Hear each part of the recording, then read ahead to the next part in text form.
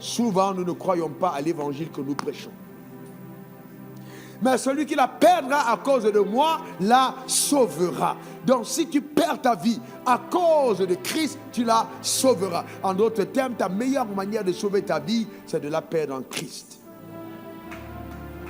La meilleure manière de sauver ta vie, c'est de la perdre en Christ.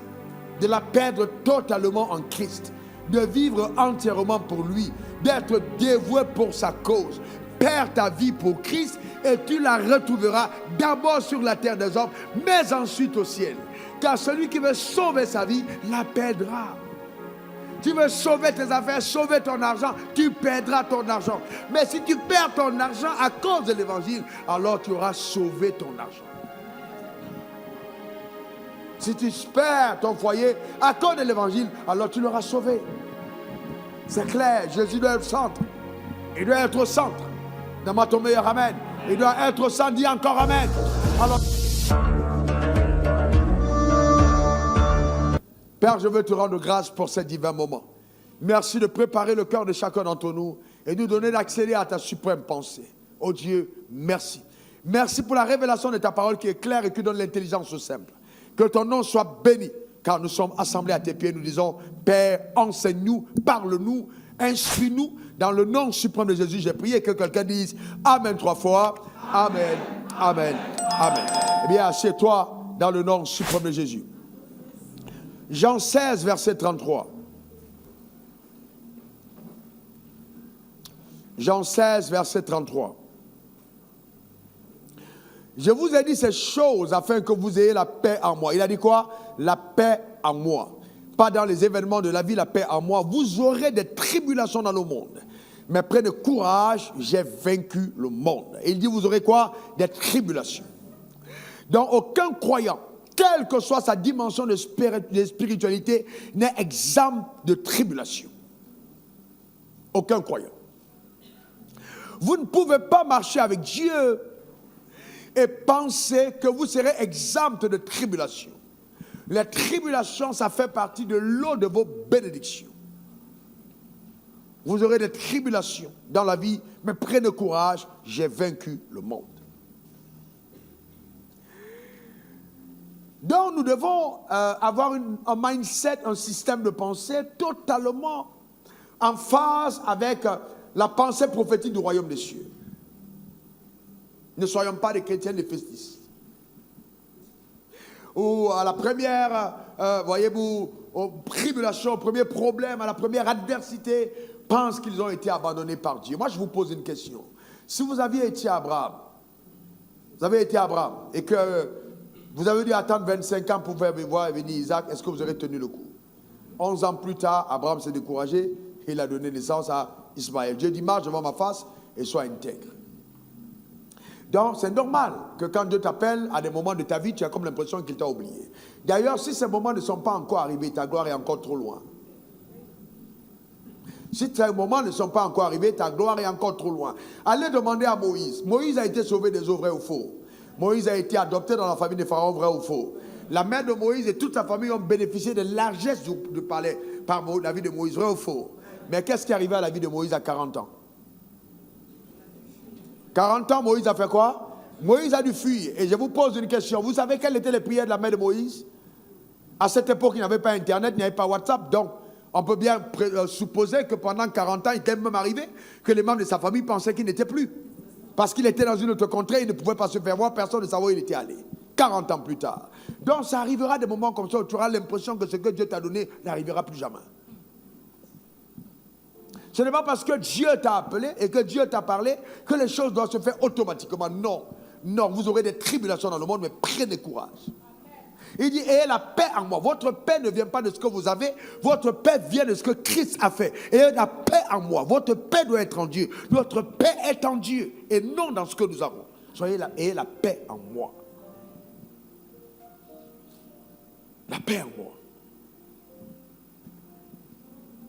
Maintenant, la Bible dit, Jésus a dit, quand ses disciples ont demandé, Maître, enseigne-nous à prier, mais on veut prier, Père, on veut prier.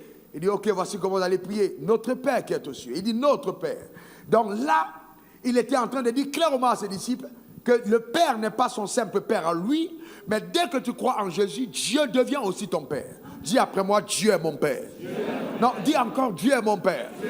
Eh bien, si Dieu est ton Père, clair et net, clair, si Dieu est ton Père, c'est que Dieu est ta source. Le Père est notre source. Dieu est ta source et tu viens de lui. On est d'accord? Donc si Dieu est ta source, Dieu est responsable sur ta vie. J'ai dit quoi? Dieu est responsable sur ta vie. Qu'est-ce que j'ai dit? Dieu est responsable sur ta vie. Qu'est-ce que j'ai dit? Dieu est responsable sur ta vie. Et Dieu va plus loin. Jésus l'a dit. Écoutez, ne craignez pas les hommes qui peuvent détruire le corps, mais qui ne peuvent rien faire à l'âme. Craignez plutôt celui qui peut détruire le corps dans la géhenne et l'âme dans la géhenne. Ayez peur de Dieu, mais pas des hommes. Et dit, quant à vous, écoutez, faites-moi confiance. Jusqu'aux cheveux de vos têtes, ils sont comptés. Et aucun d'entre eux ne tombera sans ma permission. En d'autres termes, il veille tellement que si quelque chose arrive, tout ce que tu dois faire, ce n'est pas pleurer, mais c'est de rendre grâce à Dieu de ce que c'est arrivé. Est-ce que tu as compris ce que je veux dire? Si tout ce qui arrive, alors bien même si tu as mal, dans la douleur, en grâce à Dieu. Parce qu'il y a des choses qui arrivent dans ta vie, pas pour te détruire, mais pour permettre que ce que Dieu veut faire arrive. Si ces choses ne sont pas arrivées, Dieu ne fera pas ce qu'il veut faire. Si Moïse n'est pas recherché par Pharaon, il ne quittera jamais le palais. S'il n'a pas l'impression que sa vie est mise à mort, il ne va jamais quitter le palais. Il fuit comme fuyant pour sa vie, alors qu'il fuit pour aller à la rencontre de celui qui l'appelle. Donc il y a des événements de la vie qui arrivent, que nous ne comprenons pas, mais que le temps nous fera comprendre. Car la fin d'une chose vaut mieux que son commencement. Souvent, nous ne comprenons pas tout dès le départ. On ne comprend pas tout. D'ailleurs, Dieu ne permet pas qu'on comprenne tout. Parce qu'il y a des surprises qui vont arriver.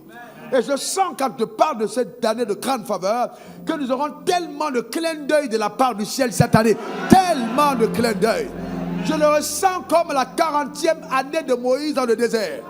Où il a eu le clin d'œil de Dieu qui lui disant, écoute Moïse, j'ai entendu la voix de mon peuple, que lui font pousser ses oppresseurs. 40 années sans parole, mais la 40e année, tandis qu'il était destiné à être un simple berger, Dieu va faire de lui le conducteur d'Israël, la nation la plus puissante du monde.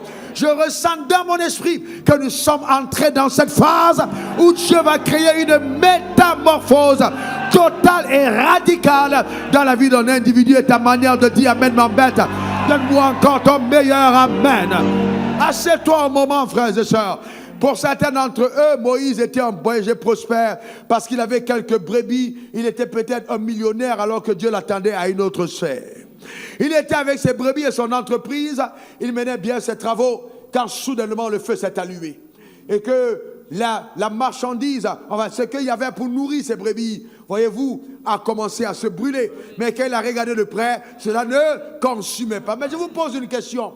Quelle est la brebis qui osera manger un feuillage qui a du feu? Aucune brebis ne pouvait manger. C'était une grande crise. Même les moutons qui étaient autour, regardaient Moïse pour dire, on mange quoi? Là-bas, on entend, bah! Et puis, il y a le feu sur la nourriture. Le berger qu'il est se soucie de trouver à manger pour ses brebis. Mais la nourriture des brebis est en feu. Mais ça ne se consume pas. Un feu qui ne consume pas les feuilles. Ce n'était pas un feu pour détruire. C'était un feu pour détourner l'attention. Et vous savez, il y a des crises qui arrivent dans ta vie. Pas parce que Dieu ne t'aime pas, mais parce qu'il t'aime trop pour te laisser mourir comme les autres. Il dit qu'il ne t'aimera pas, mais ne t'aimera pas comme les autres bergers. Je détourne ton attention pour te faire comprendre que même étant là en tant que berger, il y avait quelque chose de plus grand pour toi. Donne-moi encore ton meilleur amen. Dis encore amen. Frères et sœurs, l'intelligence de Dieu surpasse de très loin ce que la conception humaine est capable d'assimiler. Souvent tu rencontres un ami et tu te dis, assois pas comme mon ami, et que tu crois que par assois pas comme Dieu fera quelque chose de bien pour toi. Mais le rôle d'assois pas comme dans ta vie, c'est de t'amener à rencontrer Hervé. Parce que c'est assois pas comme qui sera la connexion vers Hervé, et c'est Hervé qui introduira dans ta vie des choses que le ciel attend. Alors Dieu est tellement intelligent, je dis tellement intelligent, qu'il faut faire très attention, très attention, très attention. Et je prie pour que notre intelligence ne soit pas volée. Et que nous n'ayons du mépris pour personne, mais que nous respectons tout le monde. Parce que vous ne savez pas par où Dieu passera pour faire dans votre vie ce qu'il a décidé de faire. Est-ce que vous comprenez ça? Naaman pensait qu'il avait une simple servante dans sa maison, mais il ne savait pas qu'il avait celle qui allait le conduire chez le prophète. Et que si cette fille n'était pas là, la lèpre ne serait jamais partie. Il y a des personnes insignifiantes dans ta vie, aux yeux de la société, mais qui sont les médicaments les plus précieux de ta destinée. Ils apporteront à ta vie, je dis bien, des médicaments les plus précieux de ta destinée, parce qu'ils apporteront à ta vie ce que personne n'aurait pu apporter. Sans cette jeune fille, Naaman serait mort dans la lèpre. Il est très, très important, frère, de comprendre ce que je suis en train de vous dire. D'accord? Dans la vie que nous venons, Dieu est notre Père. Dis, Dieu est mon Père. Encore, Dieu est mon Père. Une troisième fois, Dieu est mon Père. Maintenant, écoutez-moi attentivement. Ça vous intéresse que j'aille un peu en profondeur? Amen. Imaginez que, bon, moi je suis votre père. Est-ce que vous pensez que dans votre maison, là où votre père est votre père, c'est un voisin qui doit venir hériter de ton père? Non, je te pose une question. Si ton père est riche, est-ce que c'est ton cousin qui doit manger l'argent de ton père? Non, si ton père est riche, qui doit manger l'argent de ton père? C'est qui? C'est très bien. Mais maintenant, écoute-moi très bien. Si donc tu es dans la maison de ton père, et que ton père ne peut pas compter sur toi, peut-il demander à ton cousin de faire quelque chose pour lui? Oui. Oui, il peut demander à ton cousin de faire quelque chose pour lui. Est-ce que ton père peut donner à ton cousin certaines ressources pour l'aider à faire quelque chose? Très bien. Il y a des gens sur cette terre qui ne sont pas entrés à l'église. Mais quand Dieu a regardé le cœur, Dieu a dit, donnez-leur des choses. Parce que quand je regarde à l'église, je ne vois pas quelqu'un qui est prêt pour faire ça. Donnez ça à ce païen-là. Même s'il ne me connaît pas, son cœur qu'il a là, il peut aider à faire. Vous comprenez ce que je veux dire? Si on ne fait pas attention, l'évangile nous rend égoïstes, égocentriques.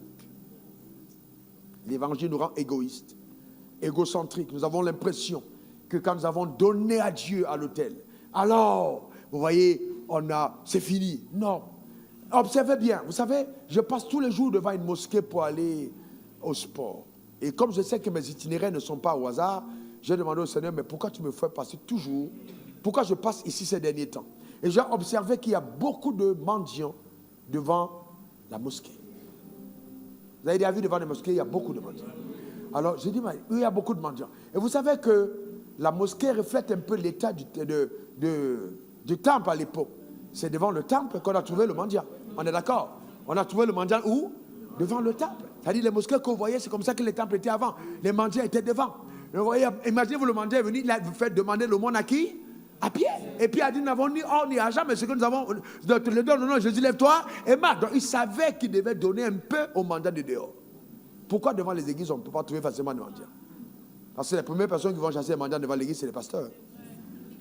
Le pasteur va dire, il ne faut pas venir voler dans la quête qu'on va faire pour moi à l'église. Chassez-les d'ici. Et de deux, nous avons un esprit de liberté. C'est-à-dire, on dit à l'église qu'on ne veut pas te laisser mendiant. On ne peut pas te laisser là, être une sous-classe d'hommes, alors que... Non, on ne peut pas. Nous prions pour que Dieu te guérisse de ta lèpre. Nous prions pour que tu sortes des problèmes que tu as. Parce que tu as droit à la dignité, à l'honneur et au respect. On n'acceptera pas que tu mendies devant la porte du temple, mais que ceux qui entrent au temple avec la puissance de Dieu t'aident aussi à entrer dans le même temple avec eux pour adorer ton Seigneur. Je déclare et établis que toute trace de mendicité dans ta vie est totalement ôtée. Que tu marches dans la plénitude de ce que le ciel t'a réservé. Ta manière de dire Amen m'embête. Donne-moi ton meilleur Amen. Dis après moi, je ne suis pas un mendiant. Je suis le Fils de Dieu. Encore. Encore. Mais ça veut dire aussi, écoutez-moi bien, que si on trouve ces mendiants toujours à l'entrée des mosquées, ça veut dire que les gens qui entrent à la mosquée sont généreux. Sinon, les mendiants auraient déménagé.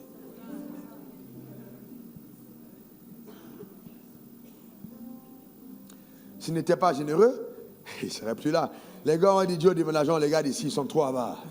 Il faut qu'on parte. S'ils sont restés là, c'est parce qu'eux, ils sont entretenus par ceux qui entrent. Alors, je pense à ce moment pour dire jusqu'où notre cœur peut être généreux à l'égard de nos semblables. Car la loi majeure dit, tu aimeras le Seigneur ton Dieu de tout ton cœur, de toute ton âme, de toute ta force et de toute ta pensée, et tu aimeras ton prochain comme toi-même. Alors, mais qui est ton prochain dans ce cas-là? Est-ce le frère qui est devant de ta mère? Est-ce celui qui vient de ton village? Non, ton prochain c'est ton semblable, celui que tu approches. que ce soit dans le taxi, que ce soit à l'église, que ce soit au travail, c'est lui qui est ton prochain. Et la manifestation de l'amour de Dieu devrait se démontrer à l'égard de ton semblable. Alors, au lieu que nous nous enfermions dans des raisonnements qui ne glorifient pas le Seigneur, adoptons la pensée de Dieu pleinement, pleinement.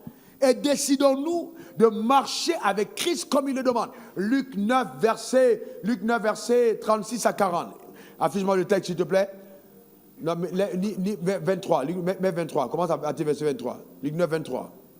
Puis il dit à tous, on dit en haute voix, si quelqu'un veut venir après moi, qu'il renonce à lui-même, qu'il se charge chaque jour de sa croix et qu'il me suive.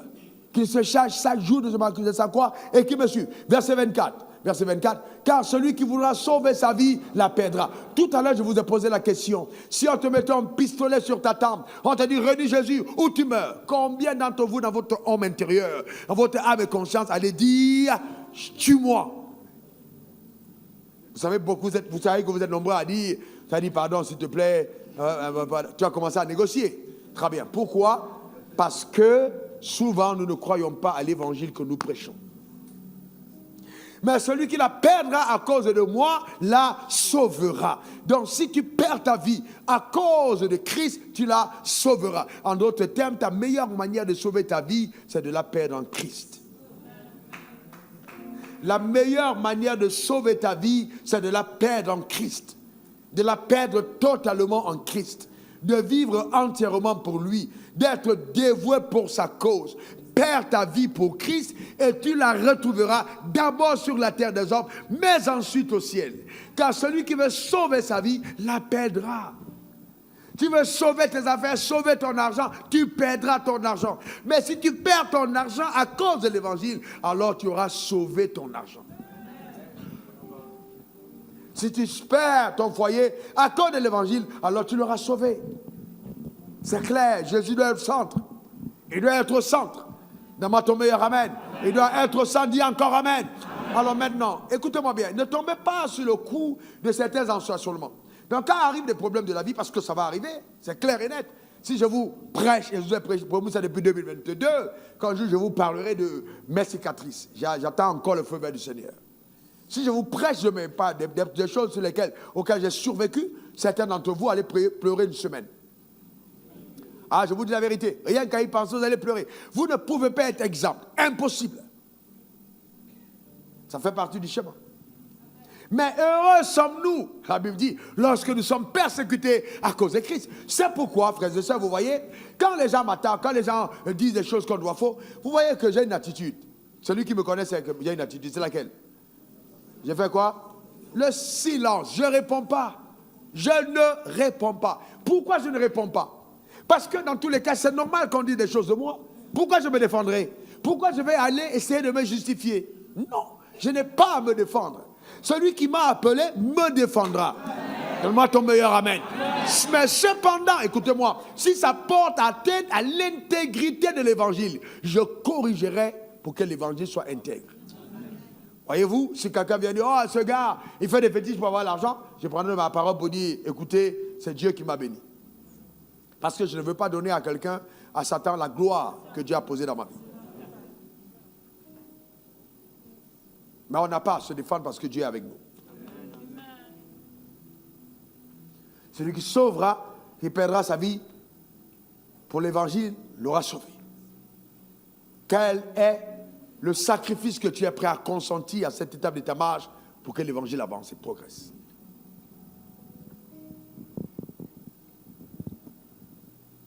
C'est la question qu'on doit se poser individuellement. Et la première chose que Dieu attend de toi, c'est que ta vie serve au témoignage, au relais de sa gloire. Que tu puisses parler de l'évangile à quelqu'un d'autre. Tu ne peux pas avoir des collègues dans le même service. Vous êtes ensemble depuis 1 an et personne n'a entendu parler de Jésus. Tu n'as même pas eu l'audace de leur dire, écoutez très bien, est-ce que vous savez que l'enfer existe? Parce que tu vas te dire, non, dans tous les cas, nous sommes dans un état laïque, chacun est libre, il y a plusieurs chemins mènent à Rome. Non. Non, non. Si tous les chemins, mais plusieurs chemins mènent à Rome, ou tous les chemins mènent à Rome, il y a un seul chemin qui mène au ciel. Il n'y en a pas deux. Et ça, toi et moi, nous devons le savoir. et le prophétie.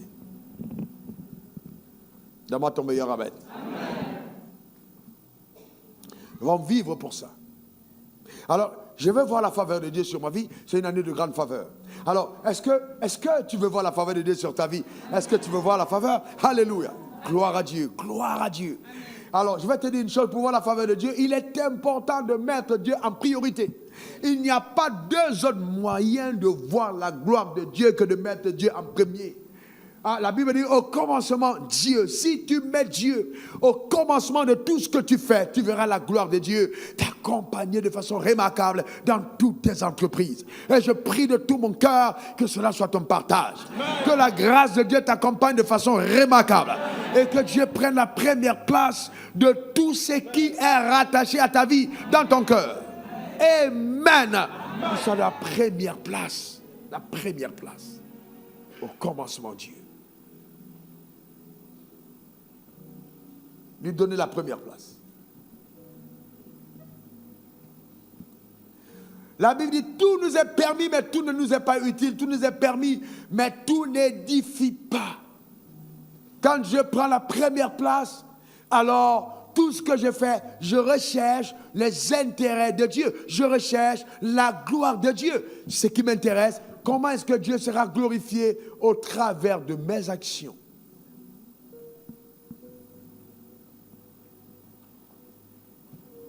Alléluia. Donne-moi ton meilleur amen. Et s'il y a quelqu'un qui veut me poser une question, je sens que quelqu'un veut poser une question. Pose la question. Lève-toi, tiens, pose la question. Pose-la, n'aie pas peur. Pose-la. Ça va édifier tout le monde.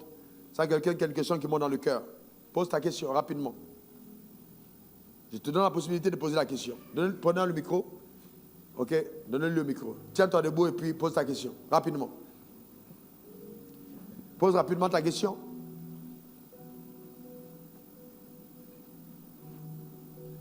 Tiens-toi debout pour ta question. Ta question n'est pas honte. Tiens-toi debout pour ta question. Je l'ai entendu pendant que je presse. Donne le micro, rapidement. Donne le micro à la personne qui veut poser la question. Donne le micro à la personne. Elle est où? N'aie pas honte pour la question. Pose-la rapidement.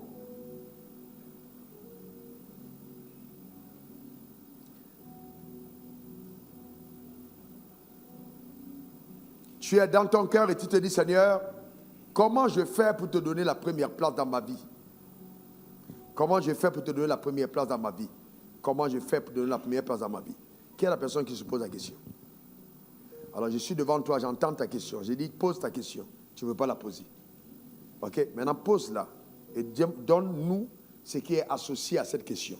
Donnez-lui le micro rapidement. Courez les gars, courez. Donne le micro. Donne-nous qu'est-ce qui est associé à cette question. Donne librement ce qui est associé à cette question. C'est quoi ta question? Profondément.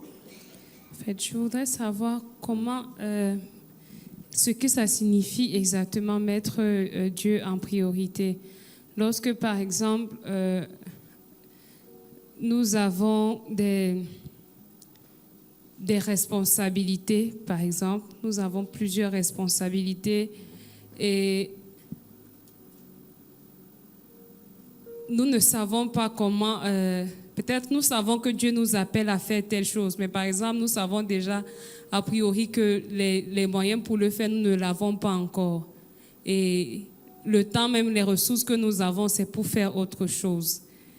On se demande comment faire pour mettre Dieu en priorité. Bon, très bien. La Bible dit, celui qui est fidèle dans les petites choses le sera dans les grandes.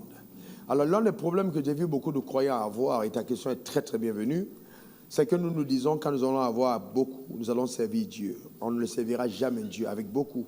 On sert Dieu avec le peu que nous avons.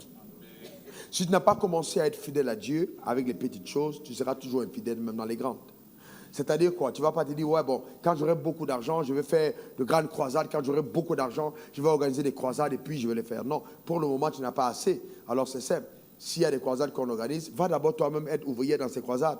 Toi-même être ouvrier dans les évangélisations ou être même à l'église, l'équipe d'évangélisation ou même seulement dans le groupe de suivi.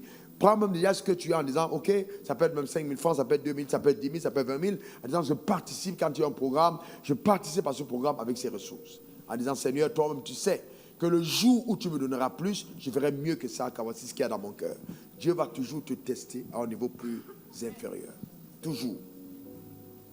Alors lui donner la première place quand tu as tes avoirs. Par exemple, quand tu as 100 000, c'est de pouvoir dire, Seigneur, des 100 000, j'enlève 15 000 toutes les fins de mois pour pouvoir apporter et supporter l'évangile avec.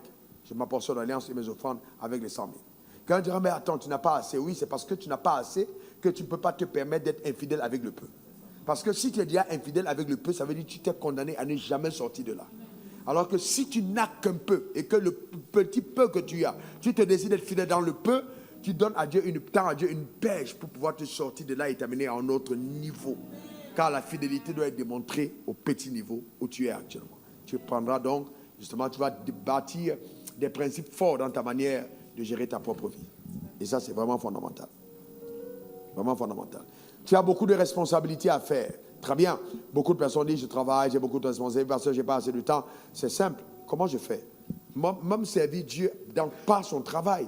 Je prie le matin, je vais au travail. Même mon excellence dans le travail, même pendant que je travaille, pendant que je rédige un rapport. Parce que ce qui est choquant, c'est de voir comment les enfants de Dieu, même dans leur travail, ne sont pas éclairés. Vous voyez une autre compte en vente, il dit, mais celui-ci est allé à l'école, on te dit, bon, il a même un doctorat, mais il te rédige une autre, tu te demandes, mais attends, est-ce qu'il est vraiment allé à l'école? Ou alors, est-ce que cette fille a fréquenté? Est-ce que ce garçon a vraiment eu un professeur? Tu vois? Parce que ce n'est pas fait avec concentration. On ne voit pas la lumière divine, même dans la manière de rédiger. Alors que dans ton travail, même en faisant ton travail, tu dis, Seigneur, je veux impacter même dans mon travail. Et dans l'environnement même de ton travail, pendant que tu es autour, tes collègues de service, de par ta manière de te conduire et l'évangile que tu prêches, tu es en train de servir Dieu en étant un relais et un témoin. Par exemple, une jeune fille comme toi qui dit, je ne vivrai pas comme les autres. Et que toutes tes autres collègues, filles, regarde, il dit, non, à cause, moi je sais Christ. Je ne peux pas me mettre dans ce genre d'histoire. Eh bien, à partir de là, eh bien, tu te positionnes à un certain niveau de rayonnement dans ton entreprise. Une sœur m'a raconté une histoire. Dans une entreprise, elle était responsable avec un salaire très important. Elle était en train de faire des photocopies et puis son patron, qui était d'une autre nationalité, est venu derrière et puis il a mis ses deux mains sur ses fesses. Elle est mariée. Alors, elle s'est retournée avec véhémence et violence pour dire, monsieur, je ne vous permets pas et ce sera la dernière fois. Très violemment, en disant, je ne vous permets pas, ce sera la dernière fois. Et donc, le monsieur a dit, mais qu'est-ce qu'il y a d'anormal? Elle dit, non, je suis une femme mariée, et même si je n'étais pas, tu peux pas poser tes mains sur mon postérieur. Je suis une enfant de Dieu. Et si pour toi, ça n'a pas un sens, pour moi, ça a un sens. Très violemment. Alors, ma question est la suivante. Et ne demande pas aux jeunes filles de me répondre. Combien d'entre vous auraient agi de la même manière? Alors, tout de suite, on pensera, je peux perdre mon travail. On va essayer de trouver un autre moyen, alors de le dire, ah, voyez-vous, mais est-ce que tu aurais affronté en disant, j'aime Dieu? Alors, qu'est-ce qui s'est passé quelque temps après? Sentant que l'environnement n'était plus, elle a déposé sa démission, elle a dit, je préfère quitter cette entreprise. Et Dieu lui a donné un autre endroit où elle travaille avec un rayonnement encore plus extraordinaire. Voyez-vous, en se tenant pour Dieu à cet endroit, la gloire de Dieu l'a accompagnée. Comme quoi, si tu ne peux pas te tenir publiquement pour Dieu, il y a des choses que Dieu ne fera jamais secrètement pour toi. Et publiquement aussi pour toi. C'est clair et net. Donc c'est ça, mettre Dieu en premier. Mettre Dieu en premier, ce n'est pas seulement son argent. Mettre Dieu en premier, c'est ses intérêts passent avant toute autre chose dans ma vie. C'est ça aussi, mettre Dieu en premier. Voyez-vous, je veux me marier. Il y a beaucoup de jeunes hommes qui tournent autour de moi. Mais il y a un ici, un là-bas et tout. Mais est-ce que tu vas à l'église? Non. Impossible. Il n'est même pas question d'imaginer un seul moment qu'une femme comme moi, je me mettrais avec un homme. Oh, mais c'est pas possible, tu n'as pas vu telle soeur. Il y a telle soeur, c'est elle. Mais moi, je suis une fille de Dieu.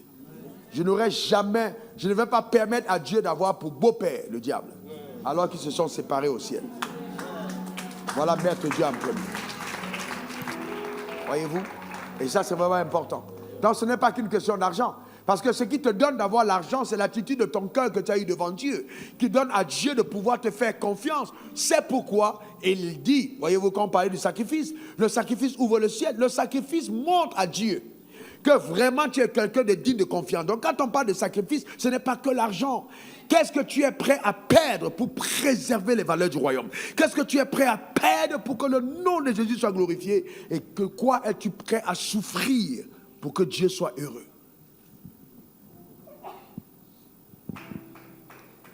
Tu es prête à souffrir de quoi pour que Dieu soit heureux? Comme la prophétesse Anne. Elle a été mariée 7 ans simplement. Et puis, son mari est mort. Elle dit, bon, j'entre dans mon temps de prière. Elle a prié jusqu'à 80 ans pour l'avènement du Seigneur. Prier simplement. Ça s'appelle un sacrifice. Et il y a des gens, vous allez le trouver au ciel, vous demandez, mais pourquoi elle porte une grosse couronne pareille? Elle n'a pas été une grande évangéliste. Dieu dit, attends, est-ce que tu sais que le temps de la foi, là, c'était ses prières? Ce n'est pas tout ce que vous voyez devant qui sont honorés par le ciel.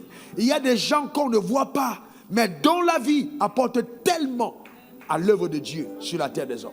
C'est pourquoi Jésus a dit, ne recherchez pas les premières places. Les premières places, c'est pour être vu des hommes. Quand vous venez quelque part, asseyez-vous derrière.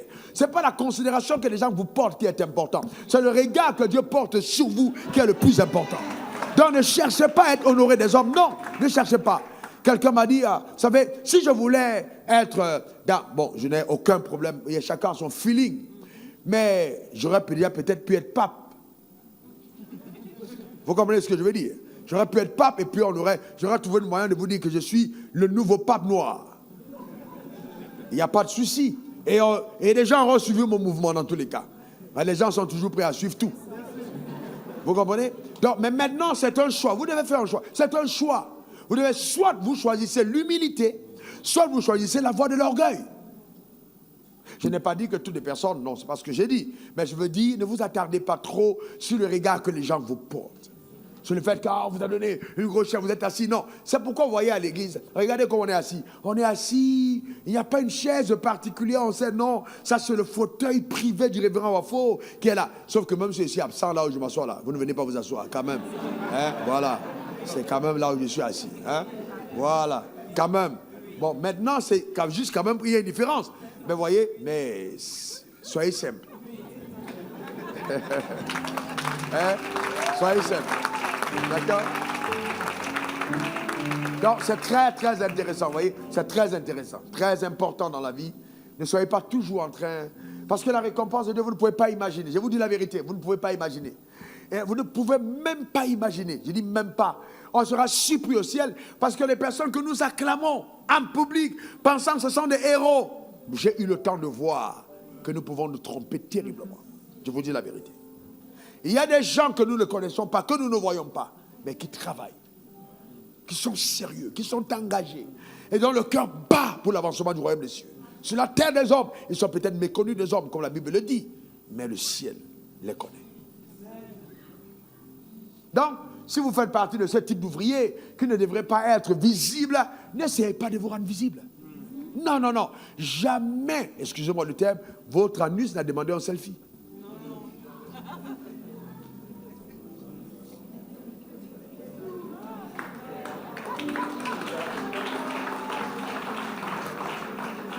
Donc, il y a, voyez-vous, les femmes, vous prennent l'attention sur leur visage, le crayon, le ceci et tout. Souvent, c'est tellement clair, mais dès qu'ils regardent ici, tout est noir.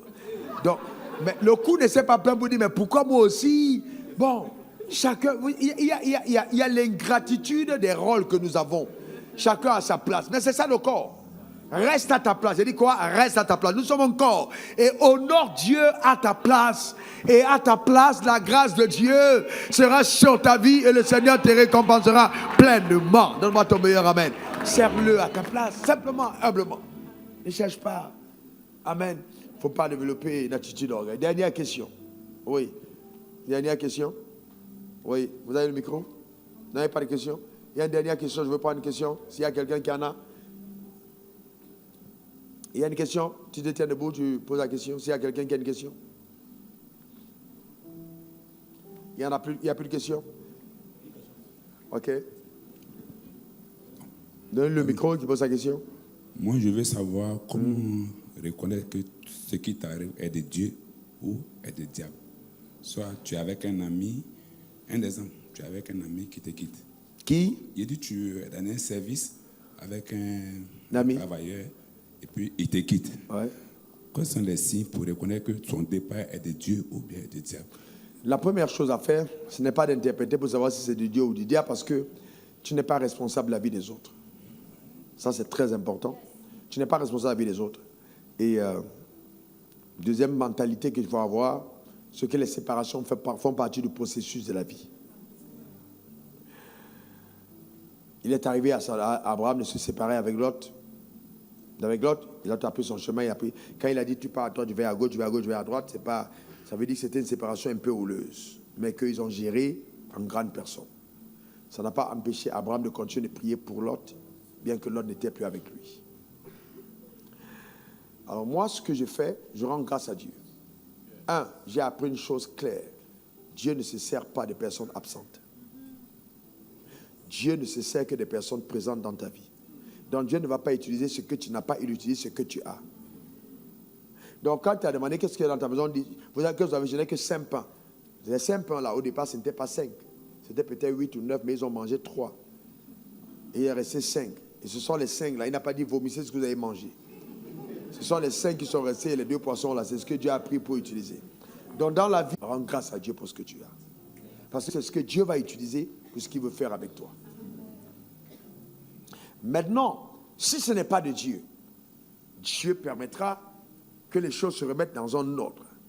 Maintenant, si c'est de Dieu, parce qu'il y a des départs qui sont de Dieu, la séparation de Lot d'avec Abraham était la condition pour que Dieu continue de travailler dans la vie d'Abraham. Donc, Abraham pouvait pleurer le départ de Lot, mais Dieu célébrait ce départ parce que ça marquait une nouvelle ère. Pour qu'un arbre grandisse, il faut que certains arbres, certaines branches tombent. La séparation peut être douloureuse, il peut y avoir un fracas, tu entends boum, boum, boum, boum. Mais en même temps, l'arbre se porte bien parce que la branche est partie. Toutes choses concourent pour le bien de ceux qui aiment Dieu et qui sont appelés selon tes desseins. Il faut apprendre à rendre grâce à Dieu pour tout ce qui t'arrive. Amen. Ça peut être une tribulation de ta vie, c'est-à-dire un moment extrêmement pénible, extrêmement douloureux, mais apprends à rendre grâce à Dieu pour tout ce qui t'arrive. Amen. Ok? Très bien. Et ne te plonge pas dans l'amertume de ce que j'ai investi, j'ai donné à cette personne, et bien la personne m'a quitté. La vie, pour beaucoup de personnes, n'est qu'un film d'opportunité. C'est clair. C'est pourquoi quand vous venez chez moi et que vous demandez la promotion, je prie pour vous. Alors quand tu touches 200 000 dans une entreprise, donc tu peux mettre 400 000 ailleurs. Tu t'en vas, n'est-ce pas? Tu vas prendre les 400 000 d'ailleurs, mais tu ne penses pas à ton patron qui a investi chez toi, sur toi, pour que tu ailles atteindre 200 000. Mais quand tu les quittes, tu viens faire action de grâce à l'église. Mais lui, il va faire comment devant Dieu?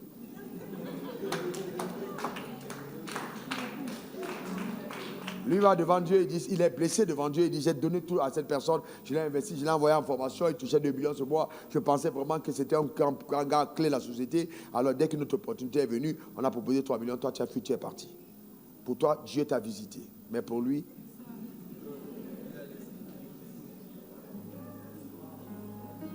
que Dieu bénisse ton âme et ta vie. Que Dieu bénisse ton être. Amen. On va se tenir, on va prier. Chacun va prier pour lui. La Bible dit heureux ceux qui ont le cœur pur quand ils verront Dieu. Élève ta voix et parle à Dieu. Dis Seigneur, garde mon cœur pur. Je veux garder mon cœur pur. Surtout, prie pour servir aux desseins pour lesquels Dieu t'a suscité sur la terre des hommes. Prie pour faire sa volonté. Prie pour être cet instrument entre les mains de Dieu. Prie pour être fidèle et loyal. Prie afin que ton intégrité sur la terre des hommes soit connue des hommes. Élève ta voix, parle à Dieu dans le nom suprême de Jésus. Prie afin que dans ton élévation, tu ne deviennes pas déloyal, tu ne deviennes pas infidèle. Prie véritablement pour rester fidèle à Dieu, même quand il continuera à t'élever, à te bénir, à te faire du bien. Élève ta voix, prie le Seigneur. Déclare dans le nom suprême de Jésus ta main sur le cœur, que je ne lâcherai pas le Seigneur, quel que soit le niveau d'ascension, de grâce, de faveur, d'abondance, que Dieu me donnera, la position que j'occuperai en société. Je veux garder mon cœur pur, je veux continuer à le servir véritablement. Dans le nom suprême de Jésus, élève ta voix. Rends grâce à Dieu. Merci Seigneur. Merci Seigneur pour ta fidélité. Que ton nom soit béni. Honneur à gloire et gloire à toi Seigneur.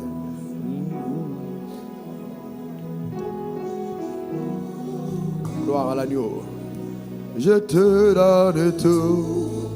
Ce que j'ai, oh oui, ce que je suis, est à toi. Je te donne ma vie.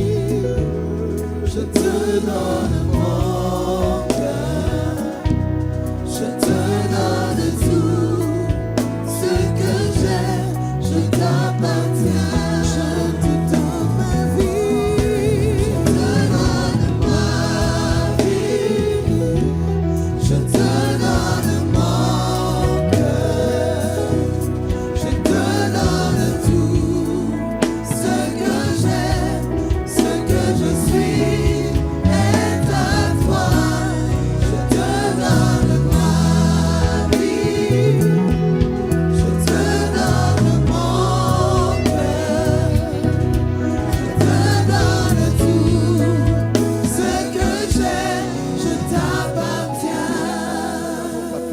que ton nom soit glorifié. Alléluia. Au nom suprême de Jésus.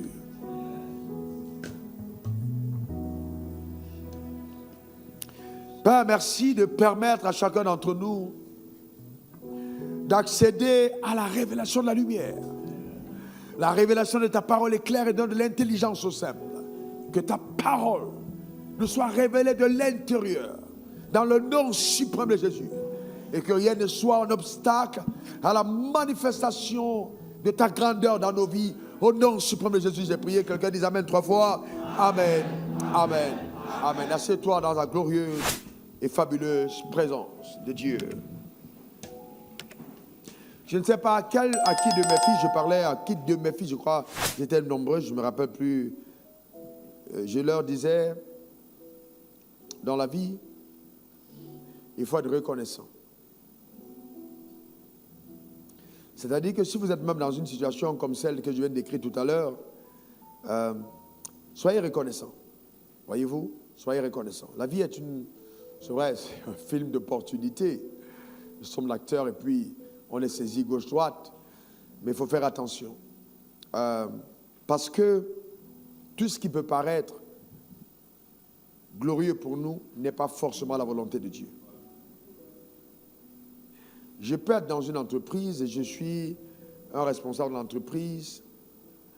Mon salaire peut être de 1,2 million, 1,5 million, 2 millions. On me propose 3 millions ailleurs, mais les 3 millions d'ailleurs me causeront de sérieux problèmes. Si je pars dans l'entreprise de 3 millions, 2 mois plus tard, je peux être empoisonné. Peut-être parce qu'il y a un problème qui va se poser. Vous ne savez jamais, il faut toujours écouter la voix de Dieu. Toujours. Et de deux, même quand vous voulez quitter quelqu'un qui vous a fait du bien, avec qui vous avez marché, ne partez jamais comme un voleur. Soyez reconnaissant. Quelqu'un qui vous a fait du bien. Vous avez supplié pour avoir une opportunité. On vous l'a donné. C'est cette personne qui vous l'a donné. Vous ne pouvez pas, après quitter la personne dans l'entreprise et puis commencer à dire il a été mauvais avec moi. Non, cette personne t'a aidé. Cette personne t'a aidé. Tu as nourri ta famille avec les revenus que la personne t'apportait tous les mois. De par le travail, bien sûr, que tu rendais. Mais cette personne, tu as frappé à sa porte pour avoir accès à elle. Il ne faut jamais partir comme un voleur. Jamais. La vie, il faut faire très attention. Tu as été avec un homme, vous êtes mariés, les choses sont bien passées à un certain moment, peut-être tu penses qu'il y a une plus belle opportunité plus loin, et tu commences à dire, ouais, je vais te laisser tomber, je vais aller prendre un autre homme. Tu ne fais pas attention, tu manges la poussière après. La vie que nous voyons là, elle est très étrange. Ne soyez jamais ingrat. Jamais. Comprenez, hein? Jamais de la vie. Et même si l'aventure, vous êtes parti, prenez une bonne offrande. Prenez une offrande, allez voir votre ancien patron et dites-lui, vraiment, voilà l'opportunité que j'ai eue. Ou bien, avant même de partir, vous parlez avec la personne. Même si vous donne sa bénédiction, en disant, c'est pas grave, tu pars, tu vas trouver quelqu'un d'autre. Quand tu es parti, reviens encore, tu fais un présent. En disant, merci pour le temps qu'on a passé ensemble. Vous avez été pour moi un patron extraordinaire. Alors quelqu'un m'a dit, mais pasteur, mon pasteur n'était pas un patron, n'était pas en train de me mettre la pression. Mais c'est cette pression que ton patron te mettait qui a fait de toi la personne incroyable que tu es. Parce que souvent, Dieu utilise des personnes qui nous titillent dans notre âme pour nous rendre meilleurs. Vous comprenez ça? C'est très important d'avoir une bonne attitude de cœur. Maintenant, si tu crois que ce soir, ta parole t'a fait du bien et que tu te dis, bon, à notre coutume, tu apportes souvent une offrande à la fin du message.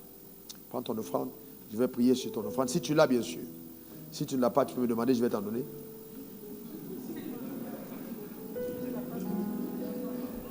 Je suis sérieux, je vais t'en donner, tu vas donner à Dieu.